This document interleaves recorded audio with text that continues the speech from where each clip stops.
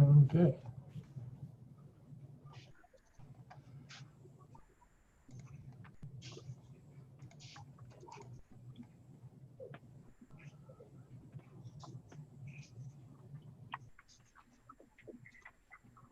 Well, it looks like we're all here. That I'm here. Karina, can you guys hear me? Yeah, I can hear you. Okay. Yes. Karina reached out to me and said that she wouldn't be able to make it for the Zoom meeting, but could possibly call in at some point.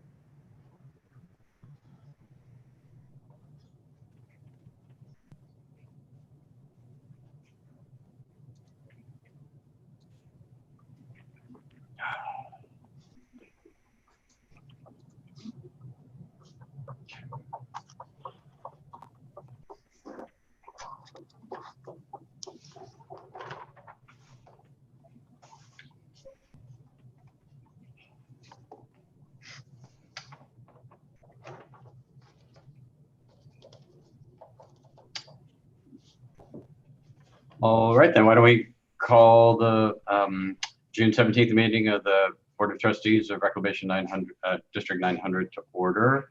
Our first item is agenda approval. Mr. General Manager, are there any modifications or additions to the agenda? I do not have any. All right, then without objection, we'll consider the agenda approved and move to public comment on items not on the agenda. I did not receive anything in advance of the meeting, so no public comments. Okay, thank you. Next is the consent calendar, which is comprised solely of item 3.1, which is approval of the minutes from the last meeting. Any changes or corrections or comments or a motion? I'll move to approve. Second.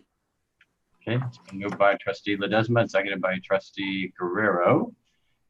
Seeing no discussion, would you please call the roll? President Christopher Cabaldon? Yes. All right. Trustee Chris Ledesma? Yes. Trustee Beverly Sandin? Yes. Trustee Martha Guerrero? Yes. And Trustee Karina Roscoe is not present. So carries 4-0. All right, thank you. That brings us then to consent item 4, which is consideration of the fiscal year 2020-2021 budget. Mr. General Manager. Yes. So this is essentially what was presented prior. The final to actuals for 1920 have been adjusted to show the things that have accrued in the last several weeks and projected of what's outstanding. So pretty minor there. Solidified funds that would be received from the assessment. The packet I had given each of you for the assessment rate, the first sheet is the proposed increase for the rate for this coming year of 1.33%. If we go with that, then the rate goes from 387.92 per benefit unit to 393.07 for this coming fiscal year, which is a pretty increase of about $31,000 in revenue. We have less FMAP money this year. That is due to not being able to purchase equipment now. So that was a big hit. I am being told that it almost certainly will not survive another year with all the budget cuts and such. But they're hoping to keep working at getting it back at some point if that does happen. I don't know if I was going to ask here if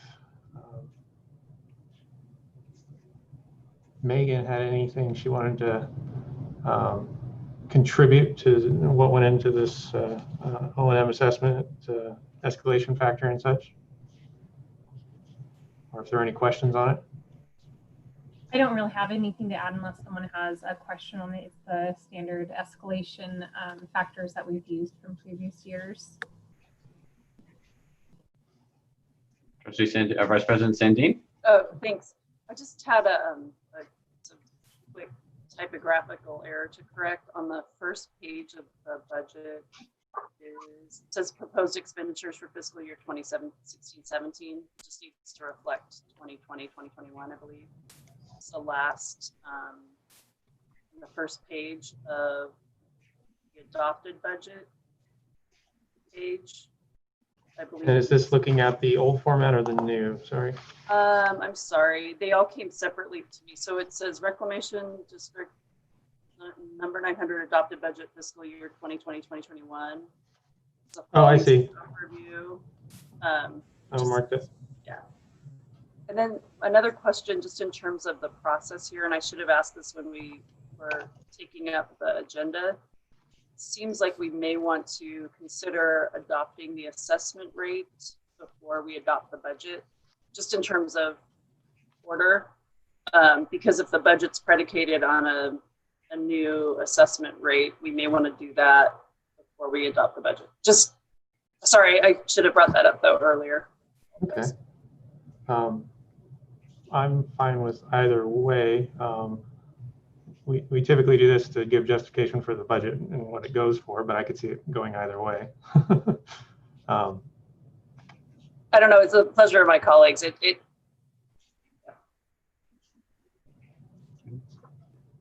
If I may, Trustee Ledesma? thank you, Mr. Chair. Well, I think it does kind of make sense. You need to, or maybe just separately. But just going back, because again, we're kind of feeling our way around to this process, and on the assessment and the evaluation process. I mean, historically, has it been in this range of increase before? Is kind of, Yes. I'm trying to understand sort of how you, I mean, what contributing factors are there to it? It's just hard to understand from the one page. Maybe you can give me a little bit of historical context about how this is drawn up. For that, I think I will defer to Megan, since she's the one that Thanks, produced Megan. Sure. So it's from the engineer's report, and I'm pulling up a few things really quickly here to try and give you as much information as I possibly can. It's from the escalation rate is gathered from the engineer's report. It was specified that the CPIW, trying to pull it up real quick. I apologize, I don't have it open already.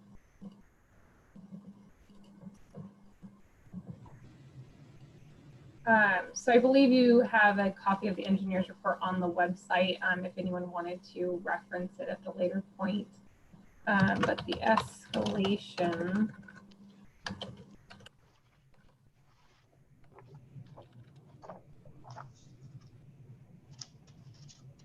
There we go. So for 900, we base it on the annual change in the CCI, so the construction cost index for the 20 city average. Published in the engineering news report, subject to a minimum of 0% and a maximum of 2.25% in any given year. And if you're taking any notes down and you want to find that quickly, it's on page 21 of the engineer's report. It's a very standard measure to use, an index to use for escalation. And as you can see on the sheet provided in note number 1, I gave the actual indices for 2019 May compared to 2020 May. I'm sorry, June 2019 and May 2020. Tim and I spoke and decided that it would be best to move the rate back to the May rate rather than June, because it makes it rather tight for budgeting purposes. So for this year, this first year of that adjustment, we used June 2019 to June 2020 so that we weren't capturing an increase twice. So if we went from May to May, we would be double counting that May of this year for next year, if that makes sense. It does make sense. Okay.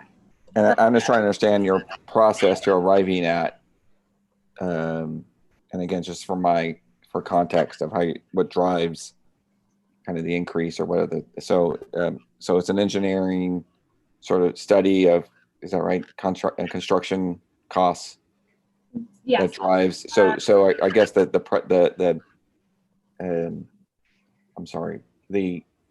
drivers is this so that we can keep up with rising, escalating construction costs, and we're in line with it. Okay. Right. And again, I maybe in the future is having that discussion around what's in that engineering report, or having it available in the packet, but and again, I can come back and talk to you, Tim, about that later, just offline, so I can better Okay, understand absolutely. that, how we can get to this point. Okay. And then your arrival at sort of which one to choose from is just sort of, there's no policy or procedures board level wise that has guided you in the past. It's just your Our- proposal for what you're taking, or is there a policy issue the board has to that kind of guides you in that decision making and what we use? There's not a set policy. We've always just used the guidance of this escalation rate and what we're expected to experience with construction prices and materials costs. And going with that, the board could approve anywhere in between that range, regardless Okay. of what the escalation is. Okay. Thank you. Back on the budget. So the final budget column of the new budget format, the final budget for 2019-2020, is that an actual final budget, or is that a year-end projected actuals? That's projected actuals. All right, I think it's just as a term of art, a budget will generally signify that it's been approved by the policymaking body. So when I was looking, I'm like, I don't remember voting on a final budget that was more up to date than the originally adopted budget. So just that column should probably just more accurately then say that it's projected year-end actuals. Yes. And on that, so the medical, and I know we covered this a bit already previously as well, but the big, or at least one of the major cost drivers, maybe the biggest cost driver in the budget, in that change from what was adopted in the budget and our year-end actuals, and therefore for 2021 is in medical insurance and retiree medical.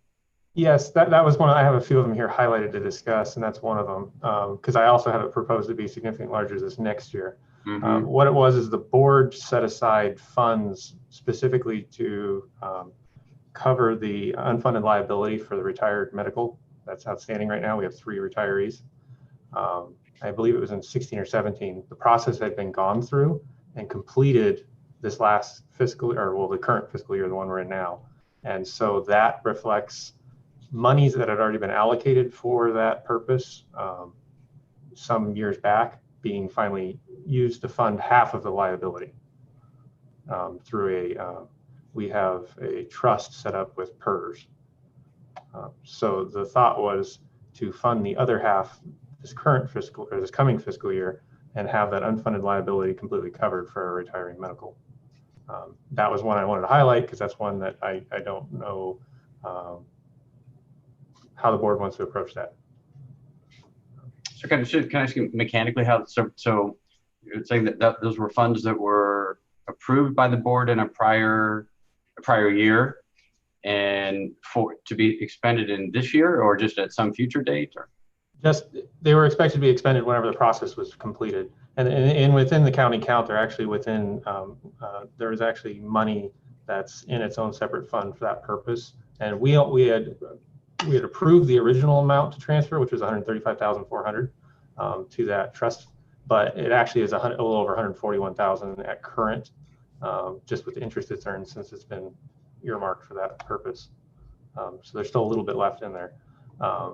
So this will go back to something that'll be in our audit report to kind of clean this up and mark what happened here.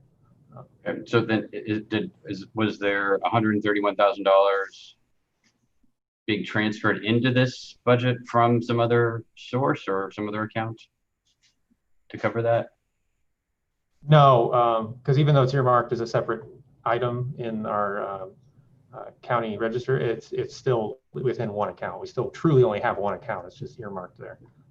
So there isn't a separate funding source marked. That was purely just money that was prior approved. But it was, I guess what I'm trying to, but even if the account's the same, if we've been maintaining a separate accounting of it, because but I mean here it's showing as an extra $130,000 expenditure in the current fiscal year.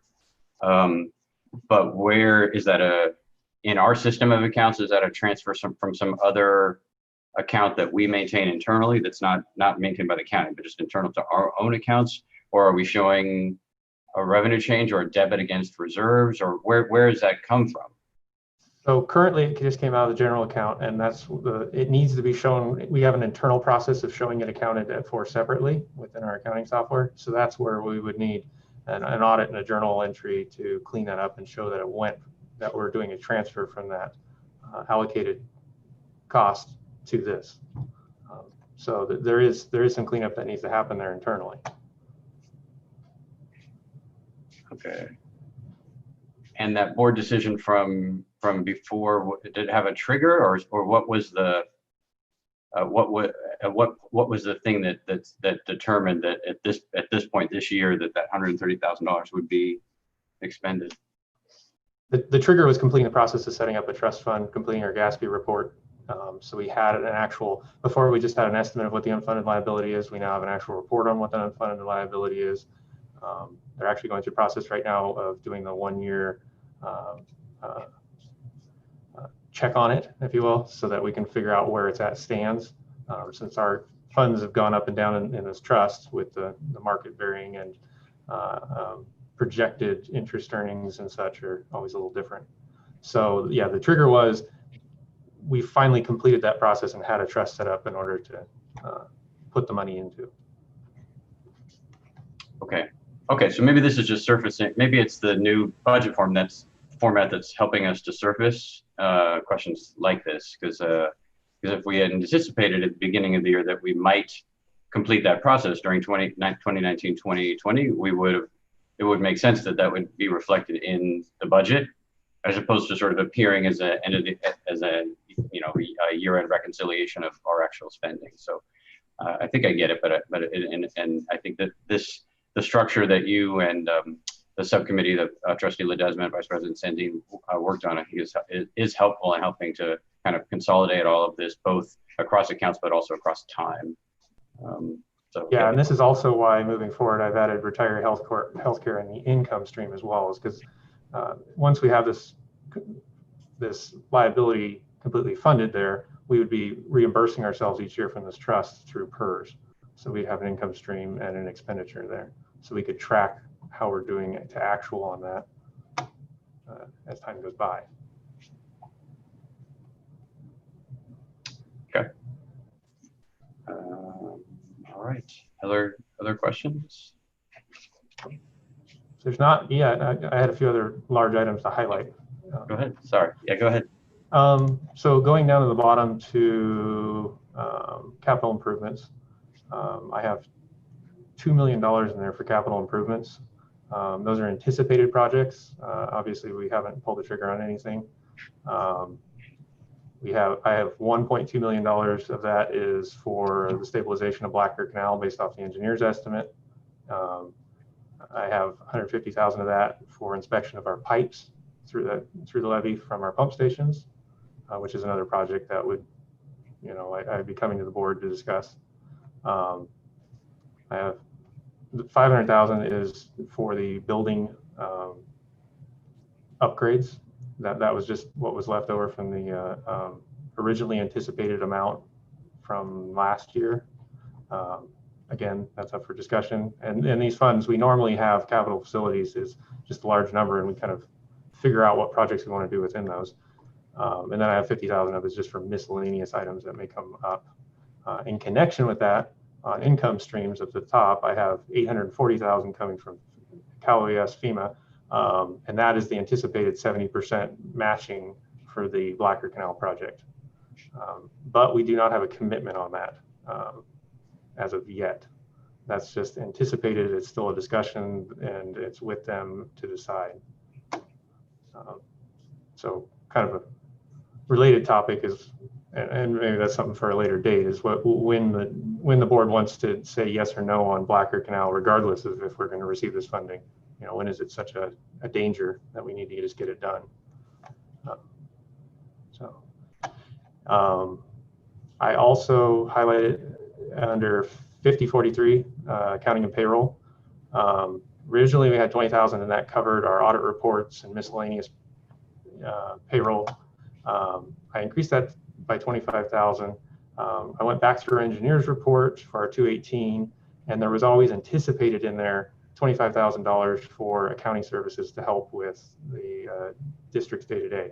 I talked to the CPA that had been helping us, Dustin, and discussed whether he thought, given the scope that it would take to have somebody come in monthly and close out accounts and clean things up, whether that was enough, and he figured that was more than robust for that purpose. So that increase is so that that could be a possibility moving forward. And then we already got to it. The other one was a retiree medical, which we have $145,000 of a remaining unfunded liability that the vision of the previous board would be to now see that completely funded.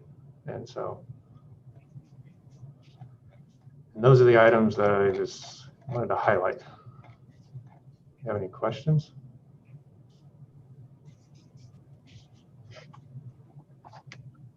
I would say I agree with Vice President Sandine, especially based on the discussion, the back and forth with the trustee Ledesma about the way in which we generate the assessment estimate, which doesn't appear, it's not driven mainly by or principally by the budget as much as it is by the engineering cost record anyway.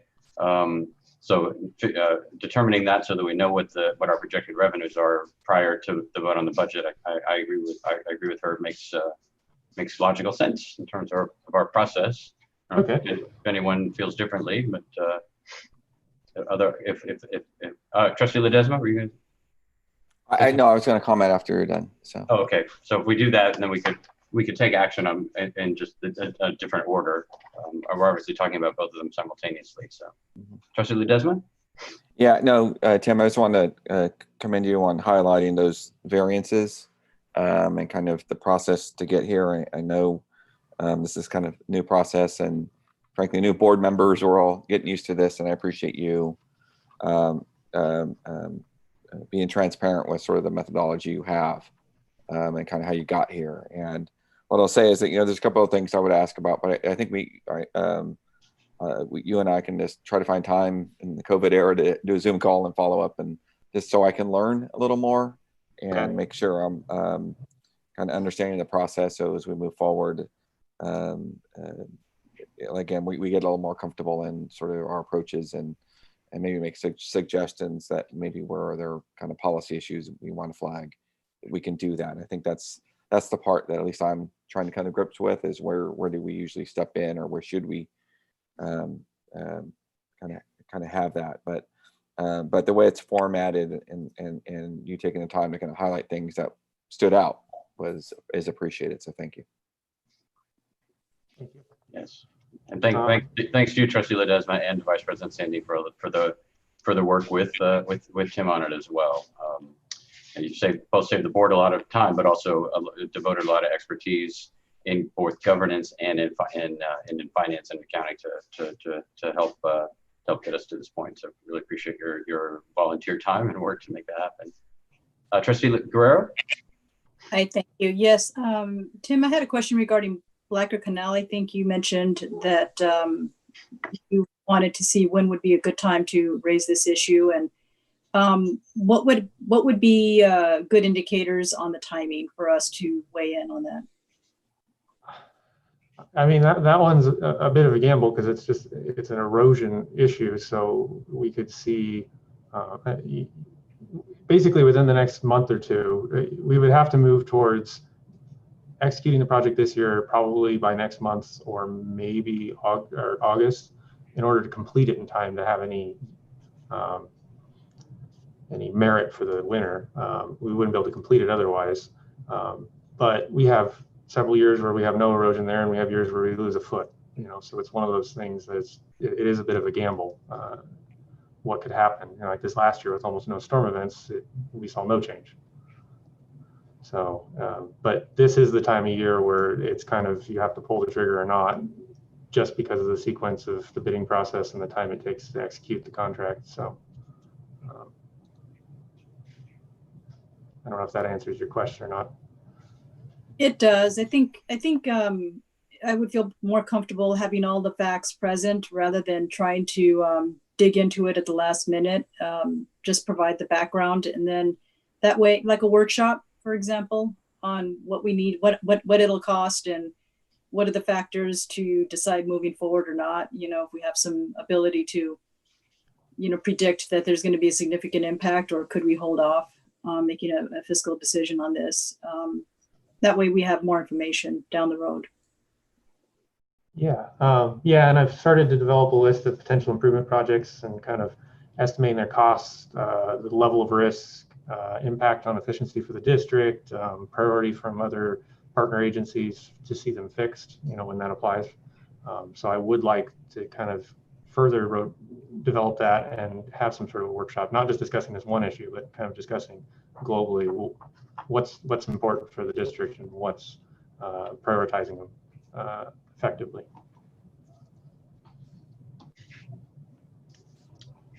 Other questions or comments? All right, so why don't we hold on this item and call up item 4, which is consideration of resolution 2020-6-1, adopting the assessment rate for fiscal year 2020-2021. Mr. General Manager, do you have further information you want to share with the board on this item? I do not. It's pretty standard here. Okay. Are there other questions or discussion from trustees? All right, is there a motion? I'll move the recommended action. Second. It's been moved by trustee Ledesma and seconded by trustee Guerrero that the resolution be adopted. Would you please call the roll? Yeah, President Cavalda, Yes? Trustee Guerrero, Yes. Trustee Sandin, Yes. Trustee Ledesma. Yes. Hearing no objection, pass 4-0. All right, thank you. And I heard from trustee Orozco that she had been in the waiting room for a while and and has moved on. She's moved on. Okay, I apologize for that. So with that, we'll then return to item 4, which is consideration of the fiscal year 2020-2021 budget. Is there any further discussion? Is there a motion on the budget? I'll move the budget for 2020-2021. Show off.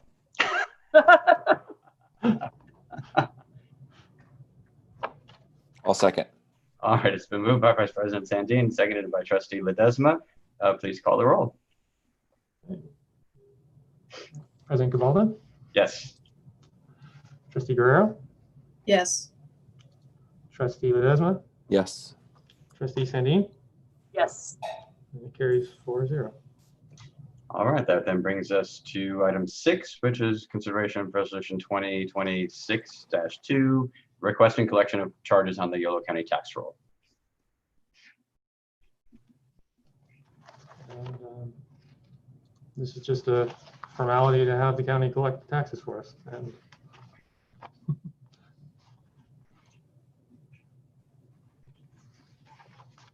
I'll move this action with that unless colleagues have questions. That was such a compelling report. I know. I don't know what to say. I'll add that the county requires it. So if you want them to collect your assessment for you, then you should adopt it. If you want to Second. do it all by All right, so it's been yourself, moved by Vice President Sandin and seconded by trustee Guerrero. Please, is there any question or debate? Seeing none, if you would please call the roll. President Cavalda, Yes. Trustee Guerrero, Yes. Trustee Sandin, Yes. Trustee Ledesma, Yes. carries 4-0.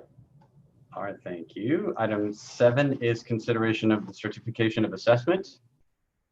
Again, this is another one without a riveting report. Just certifying what we have done here, and then it complies with all the legal requirements. Certifying what to whom or? We're certifying that we passed these resolutions and that we complied with all legal requirements to the county. So, Move to approve. I'll second that. All right, it's been Trustee Sandy, could you take over the meeting for a moment? I need to step out. Certainly. So it's been moved by Trustee Guerrero. I seconded the motion before the president stepped out. Would you, no further discussion, would you please call the Yeah. vote? Trustee Guerrero, Aye. Trustee Ledesma, Yes. Trustee Sandin. Yes. Carries 3-0. Right. That brings us to the informational items, which is Mr. Mallon, your general manager's report.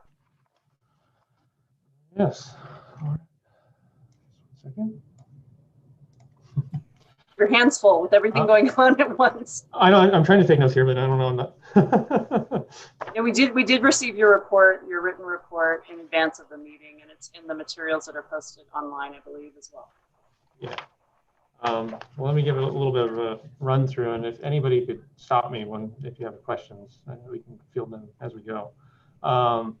Again, with administrative services, we completed the process setting up the accounting software and time tracking software. We actually went through our first payroll period with that. It was quite successful, I think. And this was done with the assistance of Dustin, who also is at least on board to assist us with setting up our new chart of accounts that is approved in this new budget and transferring that over. We had to wait till we can close out the old chart of accounts so we can properly report to the county on the actuals.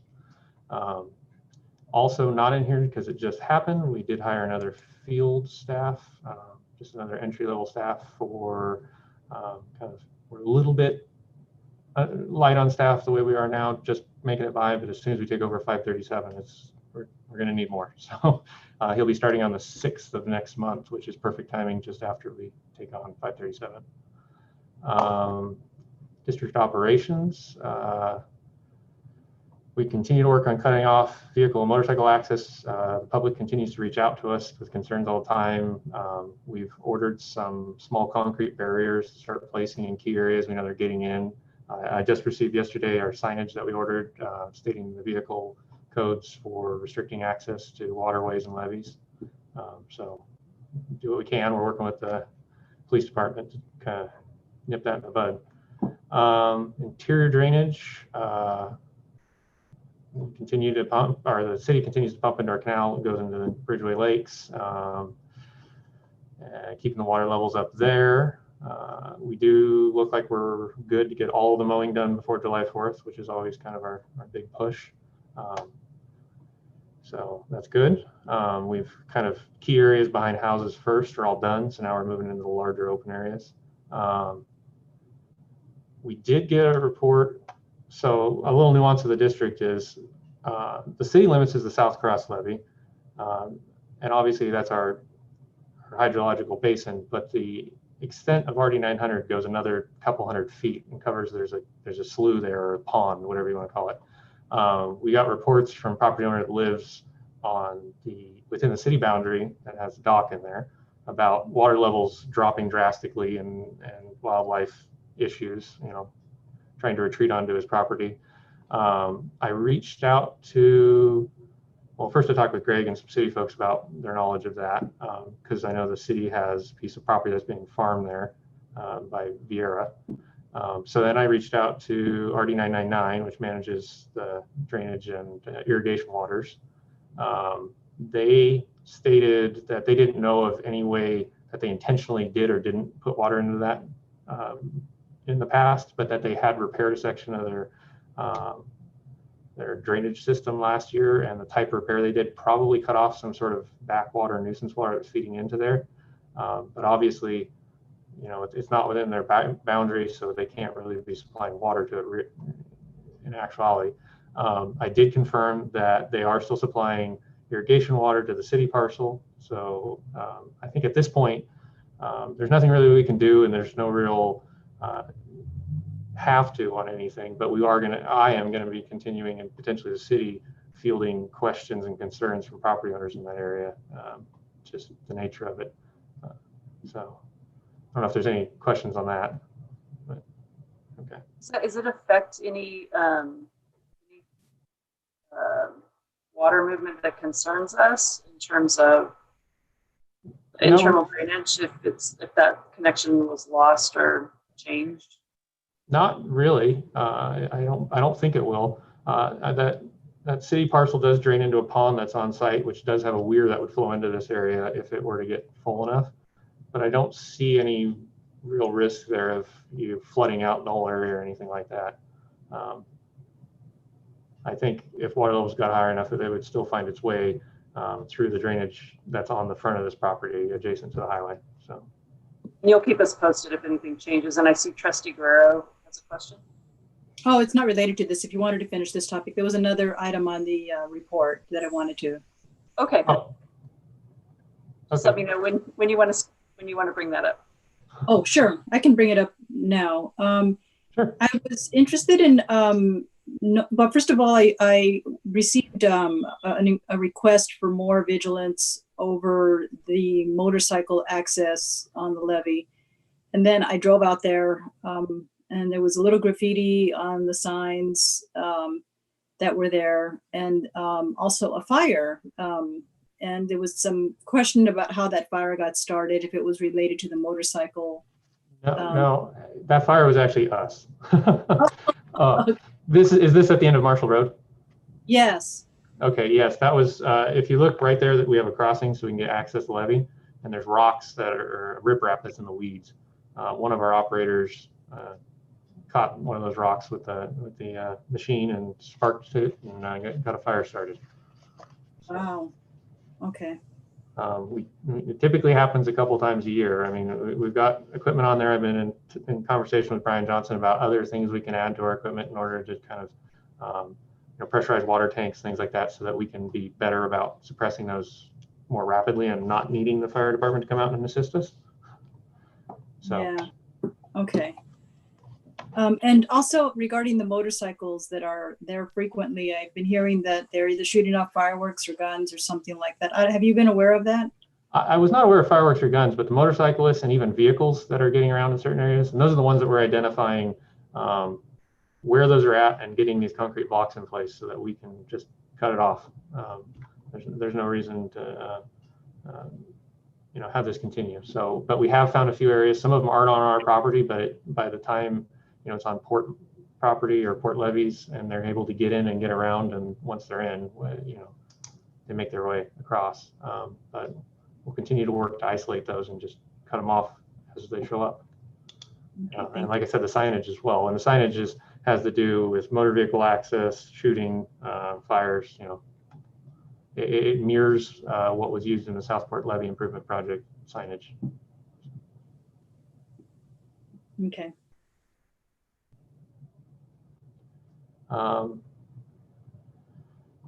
We covered Blacker, unless we have any other discussions at this time. I think we got that. Drever, I apologize. I'm still at the mercy of our architect, who's at the mercy of his subs. So the only headway I had was, producing sort of a shoot from the hip estimate using our engineer, MHM, provided me with their unit costs for various offsite improvements, curb gutter, sidewalk, pavement, for similar sized commercial projects. And so using those numbers, it came out to about $25,000 to add that additional improvement on top of whatever the architect comes up with, because they kind of terminate right at the property line there before you get to those improvements. I will add, though, if the improvements that I estimated here would provide for a lot of additional potentially diagonal parking across the street from the side of the building, which would help out significantly with the I apologize, having a brain fart here. The Veterans facility there, the Veterans Hall. So another good neighbors thing. Moving on to agency coordination. U.S. Army Corps of Engineers, messing report on individual of what's going on with SAFECA, which covered below. DWR, and this might be something Ralph might want to chime in after I go through it.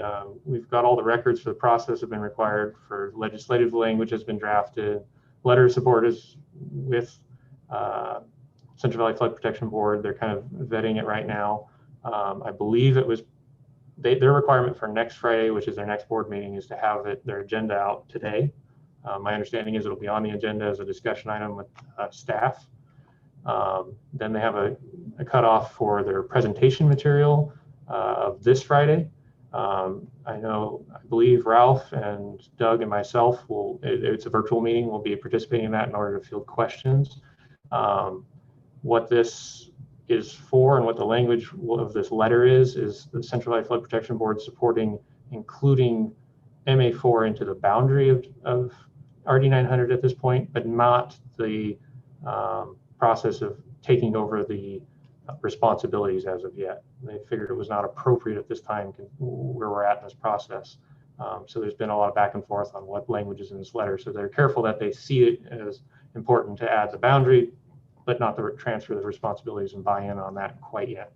I will say that everybody's still in support of that on all sides. It's just, I know like DWR has concerns about making sure that we understand the needs of that area and also that we understand the budget and what goes into that. In the packet I gave you, I believe I gave you the budget that they proposed for this area for the year. I know I went through and I did an engineer's estimate mirroring what we do here in RD 900 and then extrapolating or proportioning across the entire district our overhead and administration costs. I came up with a number that was quite a bit lower. It was about 80,000. Now that, I will say that the way they go about their budget is, they make an ask of, DWR makes a request to the board to approve their budget, and then they take that budget and present it, give it to the county, who then pays that bill. That process is through state water code and is not something that can be transferred to RD 900. So we cannot take over the budget they currently have for levee maintenance. I know for RD 537 and RD 900, the money used for levee improvements comes from, our levee maintenance comes from the West Safeco assessment. But this is definitely something that's come to light that is a potential hiccup for taking over responsibilities in MA4 is finding that source of funding. What are the, so did this area ever have an assessment? Not to my knowledge. The Washington Levee District kind of ceased to operate or exist a long time ago. And even in its early years, I'm finding records that they were a little resistant to doing operation and maintenance. I'm talking very early years. So I do not know of any records of an assessment. And since that entity no longer exists, there's nothing you can leverage there. So if could you at some point model if the RD 900 assessment were essentially extended or replicated in this area, how much what the revenue would be that it would generate? Well, so the RD 900 assessment is only internal drainage, so it doesn't concern this. What we use for levee maintenance in RD 900 is the West Safeco assessment, the proportion that we get. And we would still get that. Well, currently the portion that for this area goes to the city, and my understanding is that it's essentially been untouched. It's just sitting in an account, and the only use it's had so far is every so often reimbursing RD 537 for the 811 pumping. Okay. So it would be a question of, is that money available for, this area? And do you know what the amount that's generated each year from the West Safeco assessment in this zone might be? It's about, I think it's about 60,000, and it's about 56,000 in 537. I did do an engineer's estimate of the entire district as a whole. Obviously, that 56,000 doesn't cover the 80 I just told you that I'd come up with. But if you look at the district as a whole, and if that entire West Safeco assessment went to the RD 900, to do maintenance on these areas, it is solvent. It does work. It just gets reproportioned slightly, a little less. 537, what they get now is actually right on, and basically a little bit less would be used in RD 900, a little bit more in this area. I see. So it could work. It would just be a change from what has been happening. So I just wanted everybody to be aware of that.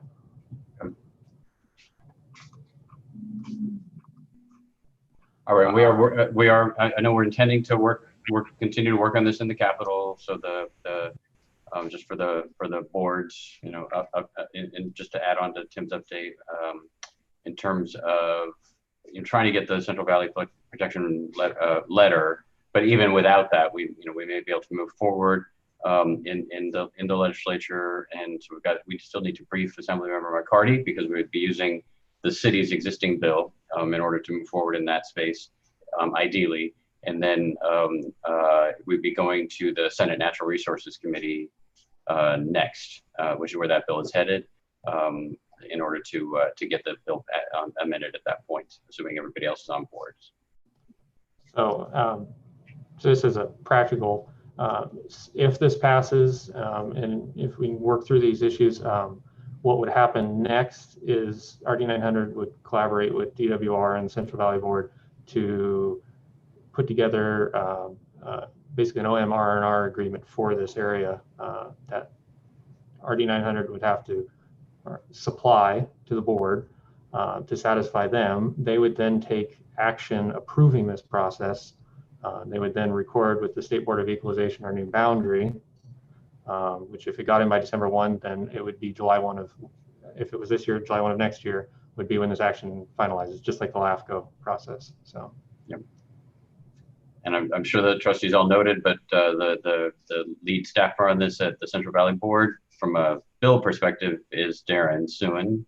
So if you run into him at a board meeting or a committee meeting somewhere else around the region, but we're both thankful that they didn't have to take a quick look at this and try to move this through. So appreciative of their attention on it, and looking forward to bringing it to conclusion. Yeah, they were very quick to act and bring in all the players so that we could get this discussion going fast. So that's great. All right. So on NRCS, we did finally get a reimbursement. There was a slight oddity there. Normally, monies of that large would go into our county account, but I was not privy to how this was all set up, but the account that was shown was actually our bank account. So we now have a very large sum of money in our cash account at this point in time. We typically transfer into that account about $100,000 a month, so it wouldn't last that long. It would just be pure transfers, but I would like to note that because obviously that amount's more than the FDIC insured amount.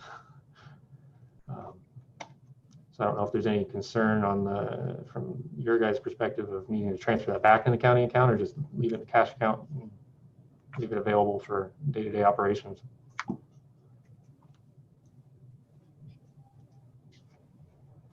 Okay. I think there is Trustee Sadine, and I was hoping Trustee Ledesma would weigh in too. But. Yeah. So, well, is there a possibility of us considering setting up another account so that we have FDIC protection? I mean, I'm not sure. Mr. Ledesma probably knows a lot more about this. Yeah, that's what I was thinking. I'm not sure I do, but I think we do need to look at it. I do think we need to not have cash available just around. We need to find an account for it. It can be transferred back to the county account, I believe. I mean, I can confirm that for sure, but we do wire transfers one way. I don't see any reason why we can't do it the other way. All right, can we meet? I got a couple of things to make a note of that we can just talk offline, maybe tomorrow, Friday. What's today? Tomorrow, Friday. Yeah. Absolutely. Yeah, maybe come back with the board. Have you come back with the board with the recommendation? Is that fair? Good. Okay.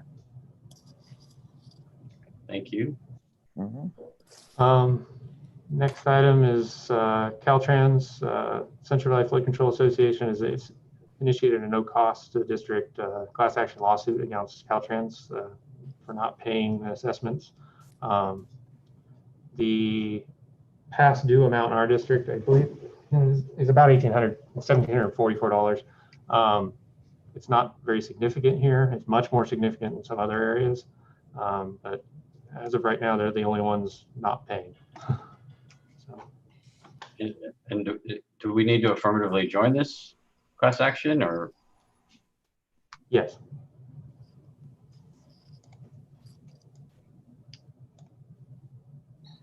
Oh, yes, We do need to affirmatively yes. join it as a district, or Ralph, you're going? Yeah, I think that's something that General Manager Mallon and I should discuss offline and come back and report to you whether or not for this amount of underpayment, it makes sense to incur any amount of costs or even staff time to be a named plaintiff rather than just a member of a class in a certified class. We could just ride along on the coattails and potentially get recovery as a non-participatory class member.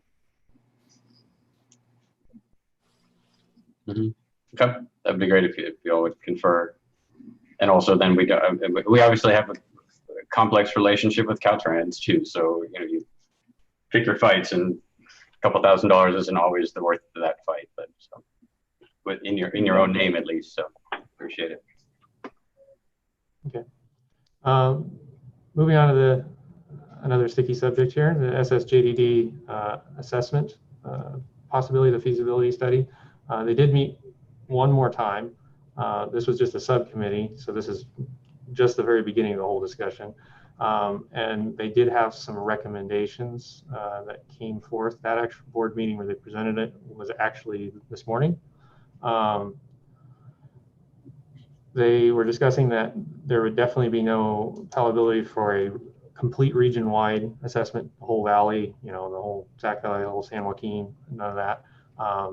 Maybe further studies should explore specific things such as Sac Weir and all those that benefit from it, or things of that nature. They also discussed having assessments only be triggered if the state allocates funds and use them as matching funds, so that you have an actual project locked in there. They also had discussions of exploring statewide funding sources, general benefits, fees for recreation, habitat or open space benefits, things of that nature. Now these are just presented as kind of items that could be discussed and items that shouldn't be discussed, and just kind of opening the door for a larger conversation.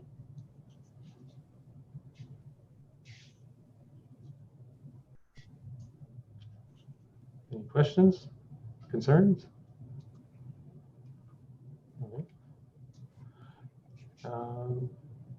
Really the last one was SAFEGA updates. The 65% plan milestone date. I see no reason it won't be met. It'll be on the 22nd, so this coming Monday. To go back to Army Corps for review. This is the step in which they do their risk analysis and kind of really hone in on what the exact fix will be. And then in addition,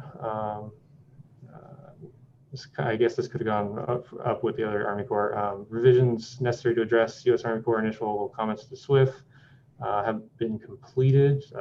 Actually had a call in and discuss the final draft on that earlier, and will be returned for review. There's a lot of, we're actually in very good shape. Ours looks terrific. We're showing good progress. There's a lot of entities that wrote their initials on this many years ago and are now being hammered to show their progress. This is really something that's the Army Corps is internally elevating their scrutiny on. LMA coordination meeting just last week, there was a lot of talk about people feeling a little bit blindsided that it went from kind of no oversight to tremendous oversight on this. But like I said, the SAFEGA is in very good shape. So that's really all I have at this time. Any other questions on the general manager's report? All right, the next up is 8.2, which is trustee reports and updates. Are there any reports by trustees? All right, then that brings us to item 9. So is there a motion to adjourn? Move to adjourn. I'll second that. It's been moved by trustee Guerrero and seconded by Vice President Sandine that the board be adjourned. Would you please call the roll? President Kavalman, Yes? trustee Ledesma, Yes. trustee Guerrero, Yes. trustee Sandin. Yes. All right. All right, so that motion carries and the meeting is adjourned. Thank you all very much. Thanks, Tim, and to the team. Thank you. Yeah, thank you all. Thanks, Thank Tim. you. Yeah. Good night. Bye.